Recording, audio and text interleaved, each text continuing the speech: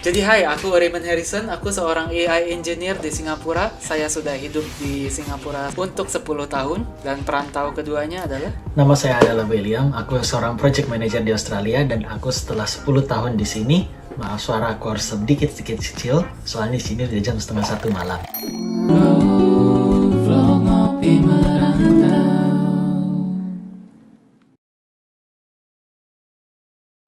mau berapapun gaji kita eligible buat employment pass lah. Jadi kita dibantu buat dapat employment pass. Tapi kalau kita bukan dari student, misalnya expat dari luar negeri mau masuk ke Singapura, mau dapat employment pass, minimum gajinya sekarang as of April 2025 it's 5.6 thousand per month, $5.600 Singapura dollar per bulan. Dan employment pass ini susah banget buat dapetinnya.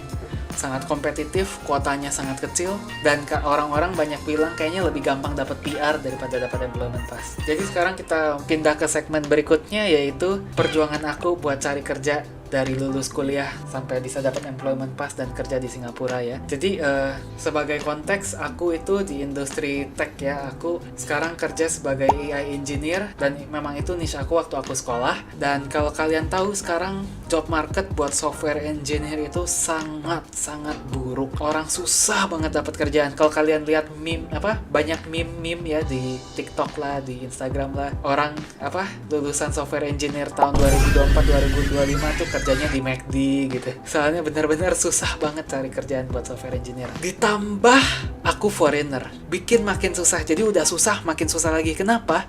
Aku butuh employment pass.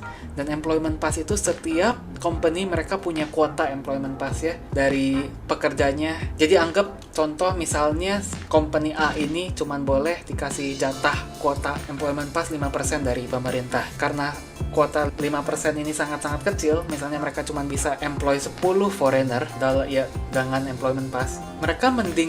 Kira-kira mereka mending pilih orang yang baru lulus kuliah, fresh grad, yang nggak tahu apa-apa, atau mending mereka cari expat di luar yang memang mereka punya experience jelas untuk di-employ. Kira-kira sebagai employer kamu mending mana? Ya mending orang dalam lah.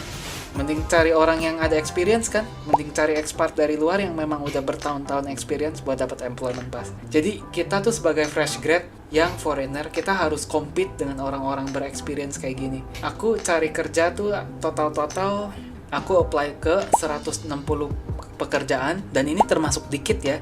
Soalnya role aku sebagai AI engineer pada saat itu zamannya AI lagi boomingnya ya. Itu lagi lumayan banyak yang nyariin, jadi aku lumayan hoki. Aku apply ke 160 pekerjaan dan ini termasuk sangat dikit. Dari 160 pekerjaan ini, kira-kira aku dapat 1 interview dari 10 application. Enak lah.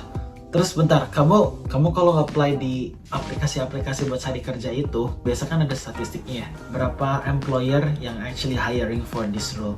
On this one particular time, di 1 minggu itu, bukan 1 minggu, di semua application yang ada di websitenya lah, itu ada berapa yang nyari.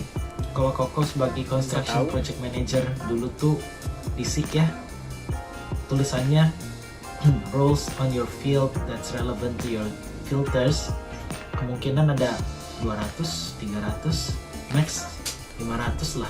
Interview rate sekitar 10%. Dan dari beberapa interview ini, beberapa kali tuh aku udah nyampe babak terakhir ya. Soalnya kalau software engineer itu interviewnya berbabak-babak. Babak pertama interview HR, babak kedua mungkin technical assessment di mana kamu disuruh coding live gitu. Babak ketiga ada interview lagi. Aku beberapa kali udah nyampe babak terakhir, gak dapet, walaupun aku sangat yakin aku bisa dapet. Karena apa? Karena employment pass. Karena waktu itu ada satu company, mereka cuman bisa terima 1 foreigner gitu. Jadi susah banget.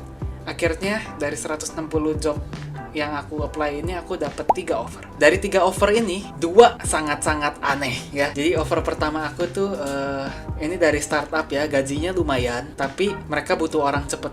Jadi pada saat itu tuh aku belum lulus kuliah ya. Dia mau hire aku sebagai intern dulu, tapi internship ini ilegal ya. Soalnya internship ini nggak credit bearing, nggak disponsorin sekolah, dan yang sudah kita bahas di sebelumnya, kalau kita mau internship yang nggak disponsor sekolah itu kita cuma boleh kerja maksimal 16 jam per minggu. Jadi dia mau employ aku sebagai full time internship secara ilegal. Dan pada saat itu ya kalau ini ketahuan pemerintah ya ini bisa mateng lah aku lah. Jadi setelah konsultasi ke senior dan ke profesor di sekolah, mereka bilang reject aja. Dan ini offer pertama aku setelah aku apply banyak juga, sekitar 50 pekerjaan, dan aku udah kayak aduh aku takut banget ya, gimana kalau ini satu-satunya offer yang aku dapat gitu. Untung aku dapat offer kedua aku di perusahaan yang ya medium size lah, perusahaan Singapura. Mereka offer aku job sebagai software developer dan project manager. Jadi double role dalam satu role. Dan gaji yang mereka tawarin aku berapa? Coba tebak. 2.300 per bulan. Dan dia rela bentar. Kayak, Dan dia rela ngasih employment pass atau yang ngasih employment pass? Yang ngasih employment pass itu dia kan, bukan kuliah. Iya, harus perusahaan yang ngasih employment pass. Dan kayaknya mereka tuh memang eksploitasi kita, soalnya mereka tahu foreigner lagi susah banget cari kerjaan dan kita lumayan desperate. Ya udah kasih aja gaji kecil. Aku mikir gak, 2.300 aku kerja di McD lebih gede kali gajinya ya. Kamu itu kayak employment pass dan lain-lain, itu tuh common knowledge di yang punya perusahaan. Is it a common knowledge? Perusahaan HR pasti tahu lah masalah inilah. Aku tanya kan ke HR-nya. Aku tanya, "Hai, emang kalau boleh tanya gaji $2.300 ini apakah ini industry standard, standar industrinya ya?"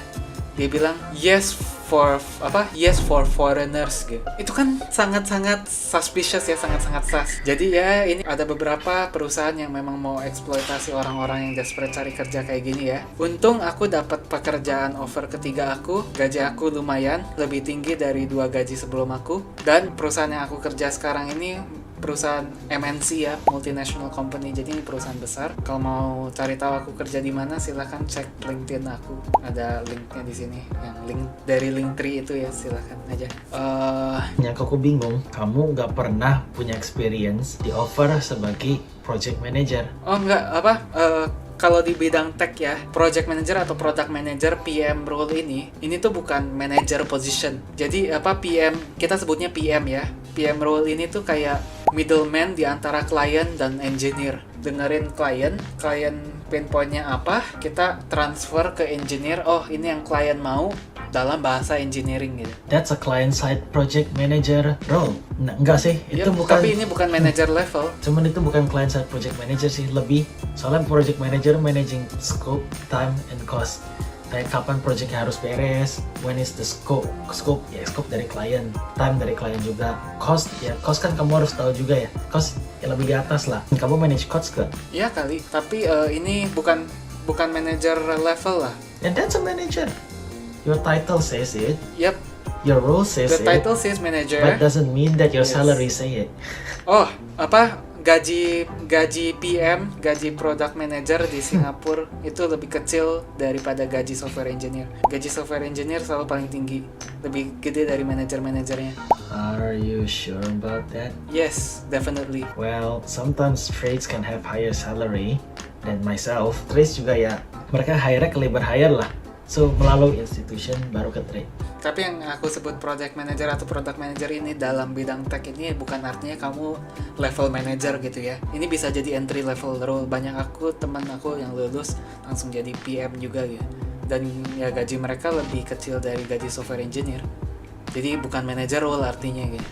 Yap, dan pokoknya intinya aku sangat bersyukur ya aku akhirnya bisa dapat kerjaan yang lumayan, yang tidak mengeksploitasi aku. Dan aku juga lumayan beruntung, aku cuman perlu apply sekitar 160 rules, dimana teman aku ada yang apply 500 rule lebih baru dapat satu kerjaan ya.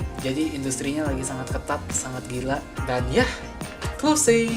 Jadi ya kalau kalian mau kerja di Singapura ini bisa jadi langkah besar di hidup kalian ya. Tapi ingat juga ya kalau walaupun gaji kalian tinggi di depan mata, nggak berarti purchasing power kalian otomatis lebih tinggi juga. Soalnya biaya hidup sehari-hari di Singapura yang sudah dibahas di video sebelumnya, tonton ini juga lumayan besar. Jadi di dunia ini ya bertahan hidup itu bukan cuma soal gaji gede, tapi juga soal harus pinter ngatur hidup dan siap mental. Soalnya work culture di sini Singapura itu lumayan workaholic. Gimana pendapat kalian? Kalau ada poin-poin yang aku lupa, kalau kalian perantau di Singapura juga silahkan tinggalkan di komen. Kami ngopi merantau, kami Kami mau membawa perspektif luar negeri kepada orang Indonesia. Terima kasih dan yang subscribe, amin kaya raya. Bye-bye. Hey, jangan skip dulu video ini. Percaya nggak kalian kalau aku bisa bikin kartu ini melayang ya? Kalau aku bisa, kalian harus janji subscribe ke channel-channel kami dan tonton video kami yang lainnya ya. Ayo kita lihat. Hey, melayang beneran ini. Sesuai janji.